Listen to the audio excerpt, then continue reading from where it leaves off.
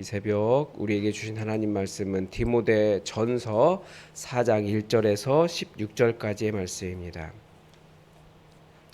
디모데 전서 4장 1절에서 16절까지의 말씀입니다. 우리 하나님의 말씀을 다 함께 받들어 읽겠습니다.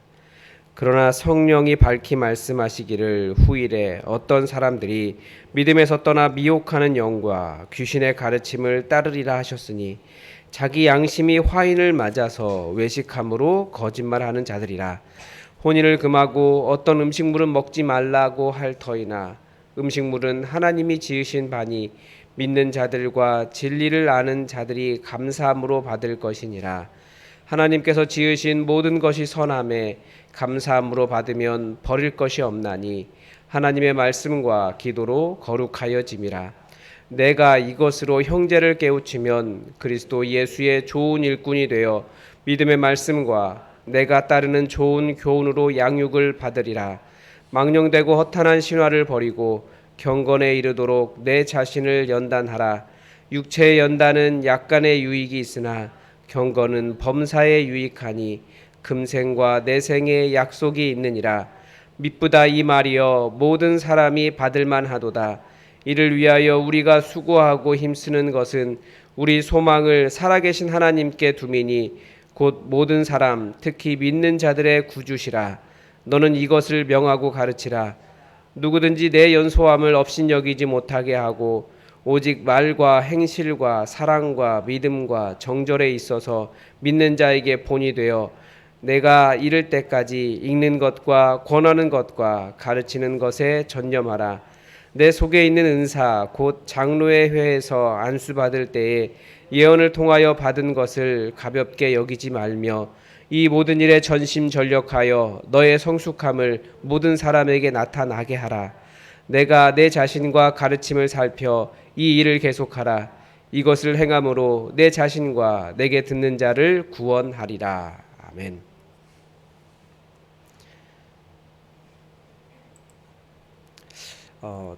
우리 3장에서 직분에 대한 이야기를 쭉 했습니다. 왜냐하면 이 직분에 대한 이야기를 한 이유는 그 앞부분에 이제 그 거룩하게 기도하는 것이 무엇인가에 대한 것과 관련이 있습니다. 그리고 그 앞에서 왜 기도에 대한 이야기를 했냐면 신앙에서 떨어진 사람들에 대한 이야기를 했습니다. 그러니까 신앙에서 떨어진 사람들이 있기 때문에 그렇기 때문에 간절하게 기도해야 된다. 그러면서 직분을 이야기했고 다시 신앙에서 떨어진 사람들에 대한 이야기를 합니다. 그래서 오늘 본문은 직분에 대한 이야기를 하면서 그 직분을 잘 감당하지 못하는 사람들에 대한 이야기를 하고 어떻게 하는 것이 직분을 잘 감당하는 사람이 되는 것인가에 대한 가르침을 주고 있는 것이다. 이렇게 볼 수 있습니다. 오늘 본문은 어떻게 시작합니까? 그러나 성령이 밝히 말씀하시기를 후일에 어떤 사람들이 믿음에서 떠나 미혹하는 영과 귀신의 가르침을 따르리라 라고 말씀하시는 거예요. 앞에서 1장 마지막에서 이야기했던 것처럼 믿음에서 떠난 사람들에 대한 이야기를 시작을 했고 직분 이야기하고 다시 믿음에서 떠난 사람들을 이야기합니다. 이것이 성령님께서 밝히 말씀하시는 거라는 거예요. 사람들이 반드시 하나님의 말씀이 아니라 미혹하는 영과 귀신의 가르침을 따를 것이다 라는 것이죠. 미혹하는 영과 귀신의 가르침이 무엇입니까?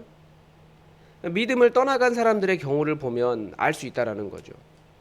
미혹하는 영과 귀신이라고 하니까 마치 무슨 신비한 영적인 현상인 것처럼 생각되지만 미혹하는 영이라고 딱 내 마음에 나타나서 뭐 이렇게 어떻게 해라 그러는 게 아니라는 거예요. 미혹하는 것은 기본적으로 내 마음에도 좋은 것이기 때문에 따라갈 만한 것들이라는 거죠. 때로는 사람들로부터 칭송을 받는 일이 될 수도 있습니다.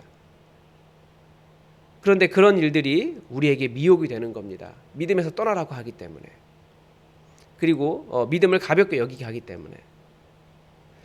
오늘 본문에서도 몇 가지를 가르쳐 주긴 합니다. 어떤 사람들은 혼인을 금하라라고 말하기도 합니다. 대표적으로 극단적인 종교 생활을 할 때 혼인하지 않는 것을 이야기하지 않습니까? 이 성적인 순결을 어떤 깨끗함이라고 생각하는 것입니다. 그런 가르침은 사람을 남자와 여자로 창조하신 하나님을 무시하는 것과 같습니다.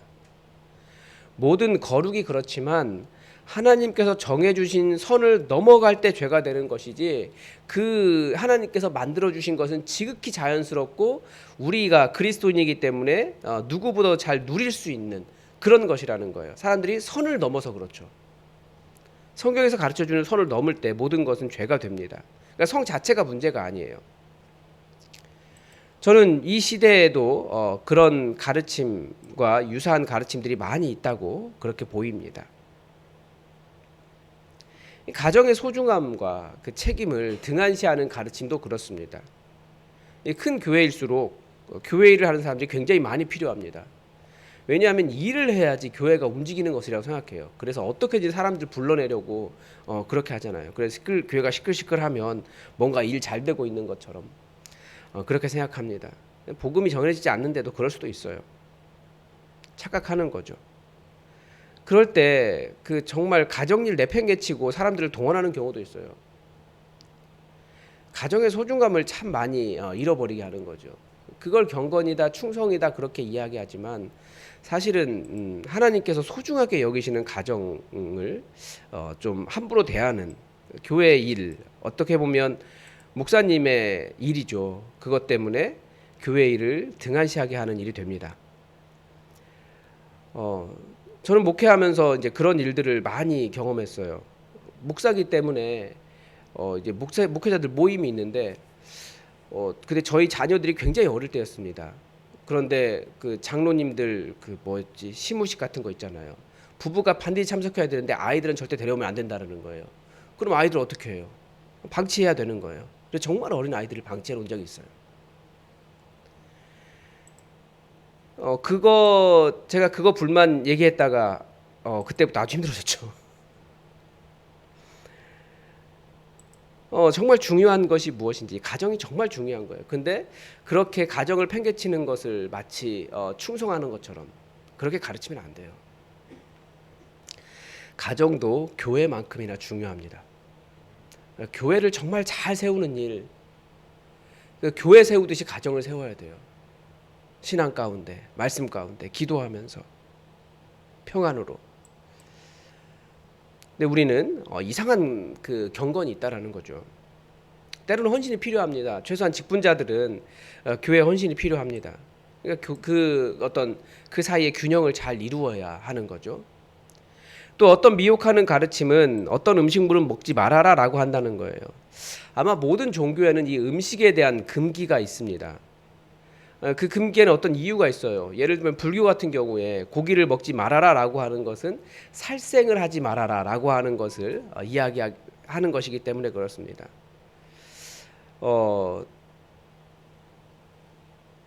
우리 기독교 같은 경우에도 이제 술과 담배를 금하고 있죠. 다 이유가 있어요. 그렇지만 그 금기가 곧 우리를 구원하는 것은 아니다라고 하는 것을 우리가 알아야 됩니다. 그 음식에 대해서 뭐라고 말합니까? 절대 그 음식을 먹느냐 안 먹느냐로 그 사람의 경건이 결정되는 것이 아니라 오히려 그 모든 음식은 하나님의 말씀과 기도로 거룩해지기 때문에 오히려 말씀과 기도로 하나님의 뜻을 분별하고 나아가는 것입니다. 예수님 뭐라고 말씀하셨습니까? 사람이 악한 것은 입으로 들어가는 것 때문이 아니라 그 사람이 악해서 그 사람에게서 나오는 게 악한 거라는 거예요. 그래서 음식이 문제가 아니에요. 술을 먹어도 어떻게 먹느냐에 따라 다를 수 있습니다. 그 어떤 교회는 남자들에게 술을 먹으라고 이야기해요. 물론 이제 술을 먹으라고 막 아주 그 흥청망청 그렇게 먹으라는 의미가 아닙니다. 복음을 전할 때 술이 들어가야 대화가 되는 사람도 있어요. 술이 들어갈 때야 남자가 우는 것을 보는 사람도 있다라는 거예요. 그러면 먹으라는 거 그렇게 말씀하시는 분도 있더라고요. 그 음식이 문제가 아니라는 거죠. 술이 문제가 아니고 그 술을 먹는 사람이 문제인 거예요. 그리고 어떻게 먹느냐도 중요하죠. 기본적으로 안 먹는 게 좋죠. 실수를 많이 하니까. 그리고 중독이라고 하는 것은 어떤 선을 쉽게 넘어버리니까. 선을 지키기가 참 어려운 거죠. 그래서 그런 어떤 음식에 대한 금기가 우리를 거룩해 하는 것이 아니다. 그거 지켰다 못 지켰다를 가지고 사람 판단하는 거 아니라는 거예요. 우리가 잘 알다시피 우리 그리스도인들에게는 그런 금기가 많이 있습니다. 특히 그리스도인들이 즐거움을 누리는 일을 금기시하는 일이 많습니다. 그래서 어떤 예를 들면 뭐 골프를 친다. 요즘 뭐 골프가 굉장히 잘 누구든지 치는 그런 것이 되었지만 한때 그리스도인들이 골프 친다, 목사님들 골프 친다 그러면 손가락질했어요. 아니면 목사가 고기 좋아한다. 그럼 먹는 거 탐하는 사람. 뭐 이런 것 이런 이야기들 많이 있었죠. 그런 거 가지고 사람을 타락했다 뭐 어쩌다 그렇게 이야기할 수 없다라는 거예요. 왜냐하면 하나님께서 주신 것들을 누리는 것 이건 너무나 중요한 겁니다. 이 좋은 세상 주시고 하나님께서 다 너희 거다 누려라라고 말씀하신 건데 우리가 선을 모르기 때문에 그 문제가 발생하는 거지. 그 선 안에서는 얼마든지 즐기고 누릴 수 있다라는 거죠. 많은 목사님들이 잘 못하는 게 있어요. 뭘 못하냐면 휴식을 못해요. 왜 못하냐면 손가락질 당할까 봐. 목사가 교회 비우고 놀러 갔다고. 이게 은근히 있어요. 왜냐하면 100이면 한 2명 정도 그 얘기 반드시 합니다. 그래서 제가 찬양하다가 아주 놀라운 찬양을 알았어요. 어제 청년들과 찬양 연습하는데 그 가사가 그렇게 되어 있더라고요. 뭐라고 되어 있냐면 하나님의 부르심에는 결코 실수가 없네 이렇게 되어 있더라고요. 원래 실수가 없는데 하나님의 부르심에는 실수가 없더라고요. 이게 비난이 두려워서 그런 거예요. 근데 사실은 하나님께서 주신 것들은 잘 누리는 것이 우리 그리스도인만이 할 수 있는 것입니다. 아름다움 누가 누립니까? 이 그리스도인들만이 누릴 수 있는 거예요. 아, 하나님께서 이렇게 만드셨구나. 거기에 참여하고 자연을 즐기고 또 때로는 쉬기도 하고 하나님께서 만드신 지극히 자연스러운 것을 우리는 자꾸 여러 가지 금기로 이건 안 되고 저건 안 되고 그런 것들을 신앙의 성숙이라고 말하는데 그게 신앙의 성숙이 아니라고 하는 거죠. 그런데 왜 그리스도인들이 하나님 주신 것을 누리고 즐거워하는 것을 잘 못하고 헛된 기준을 가지고 경건을 판단하겠습니까? 은혜를 모르기 때문이라고 성경은 계속 이야기하는 것입니다. 이 디모데전서가 이야기하는 것이 그거예요. 그러니까 제가 지금 디모데전서의 주제는 복음을 아는 것과 복음을 따라 사는 것이 다르다라는 것을 말씀드리고 있습니다. 그러니까 은혜를 모르기 때문에 그런 경건의 어떤 기준들을 가지고 이유는 있어요. 거기에도. 그렇지만 그걸 가지고 사람을 판단하게 된다는 거예요. 하나님께서 지으신 모든 것이 선하기 때문에 감사함으로 받으면 버릴 것이 없다라고 표현하고 있습니다. 그건 누구를 이야기하냐면 나를 이야기하는 것입니다. 그러니까 내가 하나님께서 지으신 선한 것이기 때문에 하나님의 기준으로 바라보지 않으니까 자꾸 내가 뭔가 더러운 것 같고 내가 부정한 것 같고 내가 뭔가 잘못하는 것 같고 다른 사람들이 툭 이야기하면 맞아 그게 나야 라고 이렇게 잘못된 이야기 쑥 받아들이고 그러면서 스스로를 얽매인다라는 거죠. 하나님께서 나를 어떻게 만드셨고 예수 그리스도의 십자가 안에서 나를 어떻게 용납하셨는지를 그 사랑을 모르기 때문에 자꾸만 다른 사람들이 이것이 경건이야 이것이 바른 것이야 라고 말할 때 흔들린다라는 거예요. 내가 용납받은 근거가 예수 그리스도의 십자가가 아니라 내가 무엇을 먹느냐 내가 무엇을 하느냐라고 하는 타인들의 판단에 있기 때문에 그렇습니다. 잘 아시겠지만 사람이 모이면 판단이 있어요. 특히 교회 안에는 그런 판단이 많이 있습니다. 바로 그게 미혹입니다. 예수님의 십자가의 은혜가 아니라 다른 것 따라가려고 할 때 다른 것으로부터 인정받으려고 할 때 그게 미혹거리가 됩니다. 그렇다고 사람들의 인정이 필요 없다고 주장하면 그건 또 다른 극단이 되겠지만 우리는 예수 그리스도의 십자가 안에서 용납받았다는 것을 알고 우리도 예수 그리스도의 십자가로 다른 사람을 용납하는 법을 또 배워가야 됩니다. 연약한 사람들, 내 마음에 들지 않는 사람들 우리가 잘 분별해야 됩니다. 성령님께서 복음을 떠나는 사람들이 반드시 나타날 것이다 라고 말씀하셨습니다. 사람들에게 비난받지 않고 내 의로움을 통해 내가 잘하는 것을 통해 사람들의 인정을 구할 때 그런 미혹이 일어난다는 것을 이해하시고 기본적으로 사람들이 항상 뭐라고 하는 것 것들이 있지만 그런 것들이 이겨나가고 오직 예수 그리스도의 십자가에서 내가 어떤 사랑 받았는가, 그것이 완전히 내 안에 배일 때까지 우리는 깊이 기도하고 주님의 은혜를 따라갈 필요가 있다는 것입니다. 그러면서 이제 디모데에게, 그런데 그런 믿음의 본이 누가 되어야 되느냐? 디모데, 네가 되어야 된다라고 이야기하는 거예요. 6절에서는 뭐라고 이야기합니까? 네가 이것으로 형제를 깨우치면 그리스도 예수의 좋은 일꾼이 되어 믿음의 말씀과 내가 따르는 좋은 교훈으로 양육을 받으리라. 그러니까 누가 양육을 받는 겁니까? 디모데가 받는 거예요. 가르치면서 디모데가 받는 거죠. 여기에서 그리스도 예수의 좋은 일꾼이라고 번역이 되어 있는데 이 원문은 그리스도 예수의 좋은 집사입니다. 일꾼이라는 말이 집사라는 말이에요. 앞에 집사라고 번역했는데 여기는 일꾼이라고 번역해놨어요. 아마 디모데가 목회자인데 즉 장로와 감독이었던 디모데를 집사로 번역하는 일에 고민을 하셨던 것 같아요. 그러니까 누가 제대로 된 집사의 본을 보일 수 있겠느냐? 그러니까 목회자도 장로도 이 집사의 본을 집사의 본을 보이는 사람이다라고 해석할 수 있는 거죠. 앞에서 나온 신앙이 성숙한 사람, 어떤 일을 잘하는 사람이 아니라 사람이 성숙한 사람. 그래서 예수 그리스도의 좋은 집사의 삶을 보이며 그 본을 따라서 경건에 이르도록 자신을 훈련하는 사람이 집사라는 거죠. 그리스도의 좋은 일꾼이라는 것입니다. 그러니까 직분을 업신여기지 못하게 하라라고 이야기하죠. 나이가 어리다고. 그래서 계속 전심전력해라, 훈련해라, 그렇게 이야기합니다. 여러분 잘 알다시피 저는 비교적 우리 교회에서 나이가 어린 편에 속합니다. 그런데 내년이면 저도 나이가 50입니다. 벌써 그렇게 됐어요. 나이가 중요한 것이 아니라는 거예요. 하나님께서 맡기신 직분이 있기 때문에 그 직분을 잘 감당하며 직분자로서의 성숙함, 이걸 드러내기 위해서 열심히 노력하는 것이 필요하고, 또 우리는 겸손함을 훈련하는 사람입니다. 나보다 나이가 어려도 그 사람의 그 직분을 존중하는 것, 이것도 직분을 잘 감당할 수 있도록 순종하는 것, 이런 것들이 우리의 겸손입니다. 교회 안에서 우리는 계속 그것을 배워갑니다. 누가 예수님 어리다고 예수님 무시하겠습니까? 예수님 30살이었는데. 그런 거랑 비슷한 거예요. 여러분, 그래서 오늘 말씀을 통해 두 가지를 기억하였으면 좋겠습니다.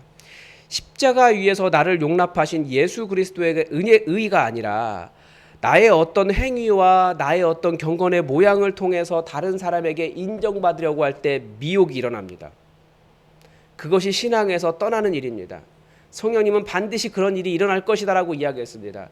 교회 안에서는 결국 그런 외적인 경건의 모습을 통해서 자기를 자랑하는 사람이 나타날 것이고 사람들은 그 사람들을 칭찬할 것입니다. 절대 그게 아닙니다. 그것에 휘둘릴 필요가 없습니다. 우리는 예수 그리스도의 십자가 위에서 완전히 용납받은 감사함으로 지어진 존재라는 것을 정말 감사함으로 우리가 스스로를 받아야 될 것입니다. 그리고 또 하나는 말씀을 따라 꾸준히 성장하고 나이 때문에 직분자를 업신여기지 말라는 것입니다. 그러나 계속 우리는 우리 직분 안에서 하나님의 일을 감당하면서 성숙해갈 필요가 있다는 것입니다. 교회는 직분을 통해서 세워지게 되어 있습니다. 다시 말씀드립니다. 에덴 동산도 하나님께서 가장 아름답게 만드셨지만 사람 때문에 무너졌습니다. 이스라엘도 하나님께서 너무나 좋은 나라를 세계 열방 가운데 가장 우뚝 설 수 있는 나라를 만드셨지만 사람 때문에 무너졌습니다. 교회도 아무리 너무나 좋은 제도이지만 사람 잘못 세워지면 교회도 무너집니다. 예수 그리스도의 의를 제대로 이해하고 예수 그리스도의 그 말씀 안에서 성숙해가는 그런 성도들이 있으면, 우리가 서로를 그렇게 사랑으로 용납할 수 있으면 교회 무너지지 않습니다. 주님께서 주신 이 소중한 교회, 직분을 통해서, 직분자들을 통해서 세워지는데 우리가 다 직분이 있는데 그 일을 잘 감당할 수 있기를 주님의 이름으로 부탁을 드립니다. 오늘도 하나님의 뜻이 우리에게 이루어지기를 주기도문으로 기도하겠습니다. 하늘에 계신 우리 아버지, 아버지의 이름을 거룩하게 하시며 아버지의 나라가 오게 하시며 아버지의 뜻이 하늘에서와 같이 땅에서도 이루어지게 하소서. 오늘 우리에게 일용할 양식을 주시고 우리가 우리에게 잘못한 사람을 용서하여 준 것 같이 우리 죄를 용서하여 주시고 우리를 시험에 빠지지 않게 하시고 악에서 구하소서. 나라와 권능과 영광이 영원히 아버지의 것입니다. 아멘. 여러분, 우리 교회 안에도 분명히 어떤 외적인 기준들을 통해서 판단하는 것들이 많이 있습니다.